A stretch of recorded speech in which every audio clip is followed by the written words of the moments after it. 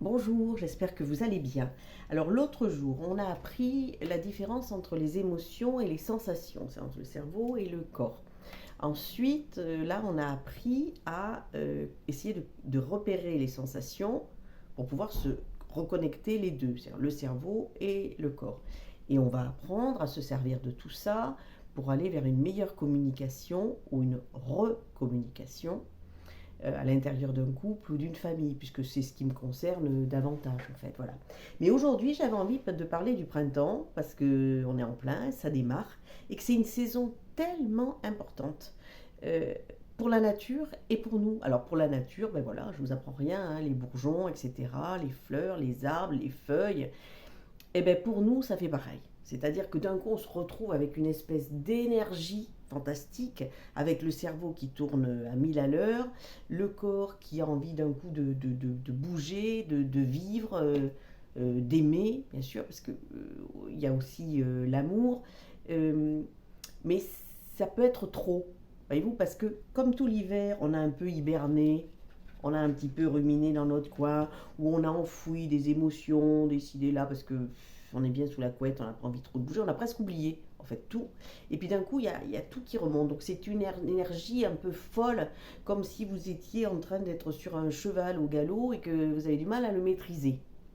Alors, c'est vrai que c'est une vraie renaissance, mais on est un peu submergé. Vous voyez ce que je veux dire? Bon, alors qu'est-ce qui se passe dans ces cas-là? Il faut essayer de faire attention, c'est-à-dire de bien dormir, bien manger, de reprendre un peu de l'activité physique doucement, et puis de voir là où on a mal, etc., de bouger un peu tout ça.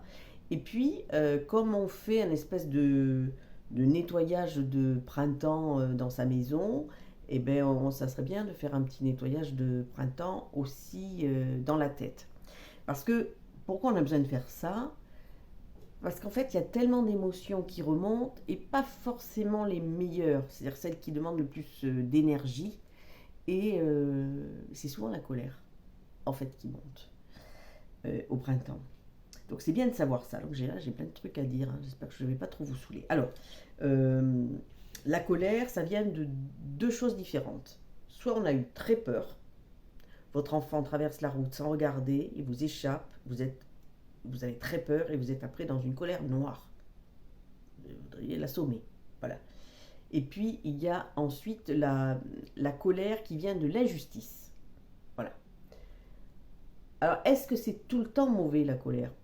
Pas forcément, même si depuis la nuit des temps, depuis Socrate, je ne veux pas vous embêter avec ça, hein, donc le philosophe Socrate qui préférait la raison. Alors bien sûr que c'est mieux de trouver les mots, etc.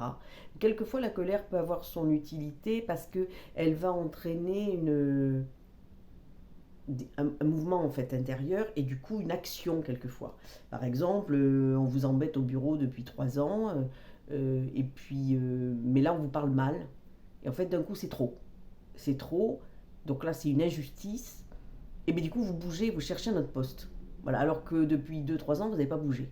Voilà. Donc là ça peut avoir son utilité. Mais en fait tout ça il faut le maîtriser.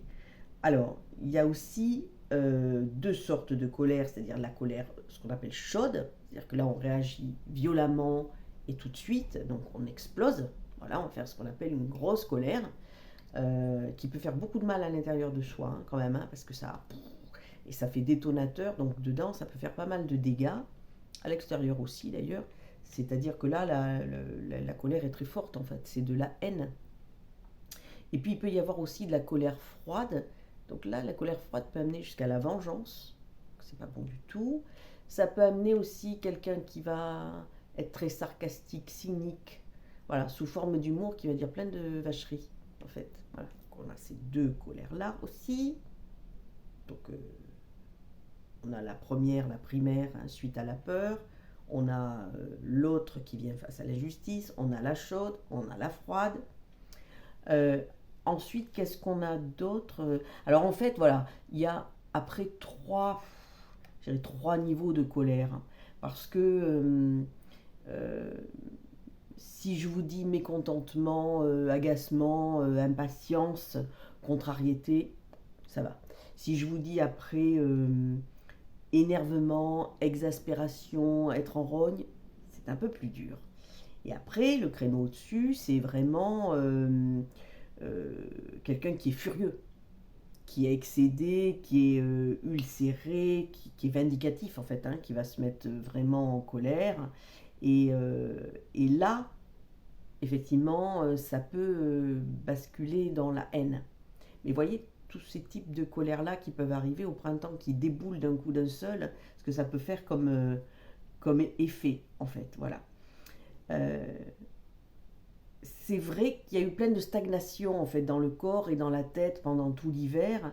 Et en fait, c'est vrai que c'est pas bon. On a passé tout l'hiver là-dessus. Euh, Qu'est-ce que ça va donner? Ça va donner des problèmes relationnels et des tensions dans tout le corps, des douleurs, des choses comme ça. C'est vrai que ne cherchez pas, ça peut arriver. Donc c'est peut-être le moment de s'en occuper, de prendre soin de vous. On peut déjà essayer tout seul de régler certaines choses. Alors comment on fait pour essayer de régler? Eh ben, vous allez faire un grand ménage de printemps chez vous? Ben, vous pouvez le faire à l'intérieur de vous. Alors, euh, par exemple, euh, on peut essayer de faire déjà un petit état des lieux de tout ce qu'il y a à faire, bien sûr. Mais on peut un peu soulever les tapis, un petit peu épousseter, euh, parce que on a tendance un peu à étouffer les émotions pendant l'hiver, un peu à fuir tout ça en fait, et du coup à les refouler. Et du coup, bah, en secouant, on les fait quand même remonter. C'est pas plus mal que de les enfouir trop profond. Voilà. Euh, Ensuite, je dirais qu'on peut essayer de faire un peu circuler l'air, hein, toutes les idées, un peu voir ce qui vient, essayer de les maîtriser un peu, voilà. Euh, ce qui me semble moi très intéressant, c'est quand on passe un peu on fait un peu la poussière, vous savez, c'est-à-dire qu'on arrête un peu de ruminer, de s'auto-analyser. Voilà, on secoue un petit peu la poussière qui a stagné. Voilà, on évite un peu trop de stagnation. Et puis, alors moi j'aime bien les lagages aussi. Vous allez vous demander ce que c'est que les lagages. Les lagages, si vous savez, on en a déjà parlé, les pensées automatiques qui sont ancrées depuis l'enfance. Je vais vous donner un exemple, c'est-à-dire que là, il y a 2 3 jours, j'étais avec une jeune femme qui est adorable, qui est lumineuse et qui est radieuse, et qui me dit, donc je suis un vilain petit canard boiteux. Mais je lui dis, mais pas du tout. Vous êtes une orchidée fragile, parce qu'elle a des problèmes de santé, et franchement, ça se voit pas, quoi. Et en fait, depuis, je pense très très longtemps, elle est le petit canard boiteux. Donc je lui ai fait répéter 2 3 fois. Vous voyez, ça, c'est les pensées automatiques, et c'est très mauvais. Donc ça, j'appelle ça les lagages, vous leur coupez la tête. Euh, Ça veut dire aussi, les lagages, ça veut dire qu'on va toujours avoir des conclusions hâtives sur des tas de sujets, on va minimiser, ou alors au contraire, on va dramatiser, ou alors on va généraliser. Voilà, donc en fait, c'est bien de se poser, voilà, et d'élaguer un petit peu tout ça qu'on se trimballe là depuis un bon moment. Et puis, le dernier, c'est en fait, on peut jeter, on peut recycler, et là, ça veut dire se faire du bien, s'occuper de soi, c'est-à-dire essayer de formuler de nouvelles hypothèses pour sa vie, d'essayer de trouver d'autres pistes, de désencombrer un petit peu tout ça, et puis de vivre du léger, du bon.